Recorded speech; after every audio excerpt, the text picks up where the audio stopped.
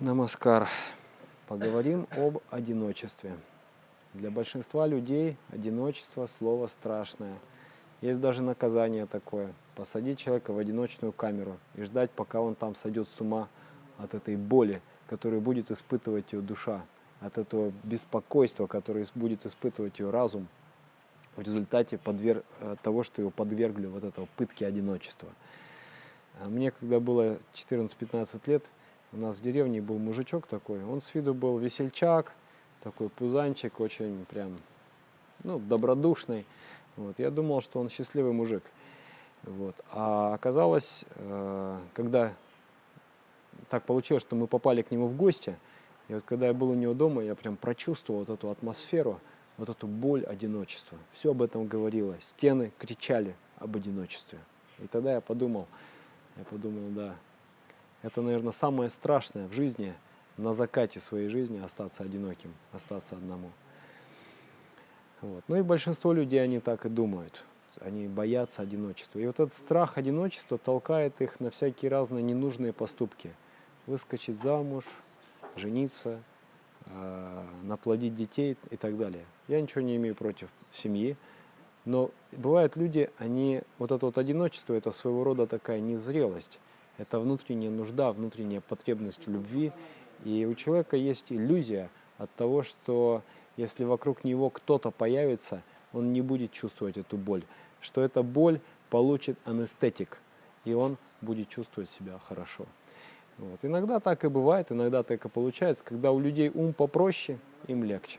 Да, простой ум, он гармоничный довольно. Но когда ум становится сложнее, когда эго развивается больше, тогда не чувствовать одиночество становится еще и еще сложнее. Потому что для развитого интеллектуально человека, для развитого человека эмоционально, ему не просто так, вот возьми вот любого человека, да, и ему хорошо. Нет, ему нужно, чтобы прям все совпадало, тютелька в тютельку, все идеи, все представления, чувство вкуса совпадало, чувство юмора совпадало, тан-тан-тан-тан. Вот тогда, когда все идет в унисон, когда все резонирует, вот тогда он не чувствует одиночества. Ну давайте взглянем глубже вот в эту сущность этого одиночества. В сущности одиночество оно возникает из-за того, что мы сами строим стену вокруг себя. То есть одиночество является порождением эгоизма. То есть мы строим вокруг себя стену своего эго. Существует 8 оков, 6 врагов, наш эгоизм. Мы строим стену из своего страха, мы строим стену из своего сомнения, из своего стыда, из своего престижа.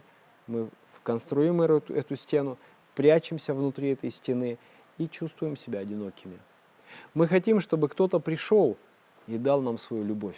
Пробился сквозь эту стену и дал нам свою любовь. Сам я не хочу выходить из-за своей стены. Когда у человека как это называется, синдром одиночества, он в запущенной стадии, тогда очень сложно. Ему очень сложно, потому что он чувствует теперь комплекс определенный, он чувствует комплекс, он не хочет идти и разговаривать с людьми, потому что он думает, от чего это я буду навязываться? Да, ведь если люди захотят со мной общаться, они сами ко мне придут. Так он думает. Потому что бессознательно он знает, что я нуждаюсь в любви. То есть я хочу забрать что-то у людей. И поэтому совестливые одиночки, они не хотят никому навязываться. Просто идти и разговаривать. То есть вот будет компания сидеть, ха-ха, хи-хи, пить чай, разговаривать. И человек не пойдет в эту компанию, не присоединится до тех пор, пока его не пригласят. Потому что у него есть бессознательный вот этот комплекс. Что я что-то беру у людей, я что-то забираю у людей. Да? И отчасти это правда. Потому что одиночество – это прямая противоположность любви. То есть при одиночестве душа по-прежнему нуждается в любви, но ты ждешь, чтобы к тебе пришли и тебе дали эту любовь. И, соответственно, лекарство от одиночества, оно стоит в прямо противоположном подходе. Ты не будешь ожидать, что другие придут и дадут тебе любовь. Ты возьмешь свою любовь, какая там она есть, сквозь вот эти вот стены, которые ты выстроил, ты проберешься наружу и выразишь свою любовь. Вот, поэтому есть песня такая, да, Гребенщиков поет. Очень шикарная песня. Кто любит, тот любим, кто светил, тот и свят. Кто светил, тот и свят. Да? Помните? Вот это вот закон для преодоления одиночества. То есть, если ты хочешь перестать быть одиноким, чтобы рассеять это чувство внутри, нужно переориентировать разум, переориентировать его на служение. Когда ты начинаешь отдавать другим людям, не ожидая ничего взамен, во-первых, это создает притяжение. То есть всем другим людям становится хорошо вокруг тебя. Да? А когда ты чего-то хочешь получить постоянно от людей, это выражается как? Обязательно это выразится. Одинокие люди, они хотят какую-то претензию всегда предъявить. Вот ты всегда недостаточно хорошо его замазываешь, его раны. Да? Обязательно будет какая-то претензия. Будет молчать долгое время, а потом предъявит претензию. Потому что, а куда деваться? Любви-то надо, любви охота. А человек никак не может сообразить, что вот мне нужно прийти и дать любовь. Тогда ты предъявляешь. Тогда вот этот одинокий человек, он плетет определенную махинацию, делает, чтобы человеку как бы дошло, что тебе нужна любовь. До того никак не доходит она. Вот. И это очень такая, абсолютная безнадега, да, в этом состоянии. То есть ты будешь одиноким, и это будет усугубляться дальше. Вот. И способ преодолеть это действительно развернуть свой разум и начать служить другим людям, заботиться о них. И вот когда ты больше ничего не ожидаешь от людей, ты думаешь, как мне им помочь, тогда люди вдруг начинают тянуться к тебе. Они тянутся к тебе с любовью, потому что все идут на этот огонек любви. Когда у тебя есть любовь, она вызывает ответную любовь. Хоть это и не очень настоящая вещь, да, когда у тебя любовь закончится, они тоже пойдут в другое место это искать. Но тем не менее это у тебя вызывает чувство удовлетворения. Вот. И таким образом чувство одиночества, оно устраняется. Но как же быть? То есть, когда ты нуждаешься, вот ты сидишь у тебя дома, 2000 рублей, и там тебе еще месяц жить. Ты очень беден. Как взять эти 2000 рублей и пойти их раздать, служить? Это очень сложно. Поэтому нужно, чтобы у тебя было не 2000 рублей, а чтобы у тебя было там миллионы и миллионы, да, внутри. Вот только тогда, когда у тебя миллионы и миллионы, ты легко встаешь и идешь отдавать. Вот. А для того, чтобы это было, необходимо развить особые взаимоотношения. То есть необходимо развить вот эту самодостаточность.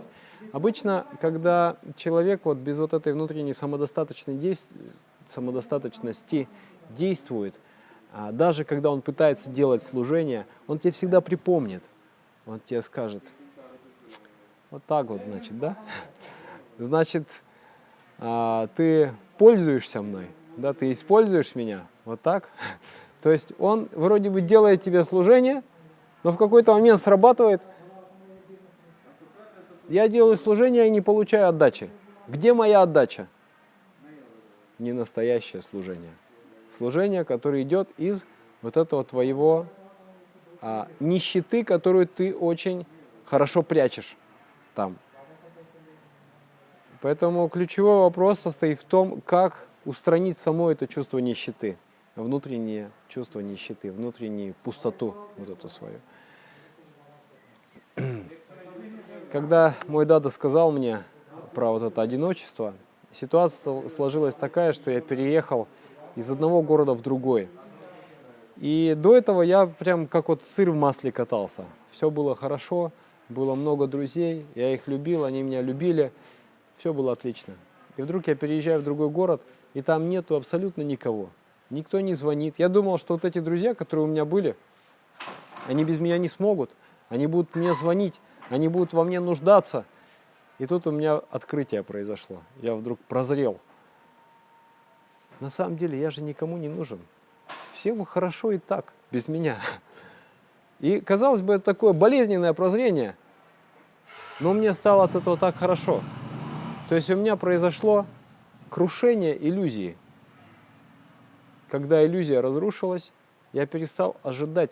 Я понял, что на самом деле все люди сами по себе. И меня любят, но никто во мне не нуждается. Вот. И когда эта иллюзия разрушилась, я понял, что мне не надо ожидать от них того, что они не могут мне дать. И вот что-то случилось такое с умом, что он у меня перенаправился. Я понял, что только одно существо в этой вселенной по-настоящему всегда со мной и по-настоящему всегда любит меня. И я помню, это произошло, когда я пел киртан Баба Нам Кевалам. Я пел мантру, и вдруг что-то случилось. И вдруг я осознал, что все мои минуты жизни до этого кто-то был со мной, всегда со мной. И сейчас он со мной. И я чувствую его любовь. И в этот момент у меня было такое чувство насыщения, что мне ничего больше не надо в жизни. Мне ничего не надо, и никого мне больше не надо. Я сегодня не нуждаюсь ни в ком. Мне никто не нужен. Вот это вот шикарная вещь ты провозглашаешь. Мне больше никто не нужен. С этого момента ты становишься способным любить по-настоящему других людей. До этого момента ты не способен любить. Пока тебе кто-то нужен, на любовь ты не способен.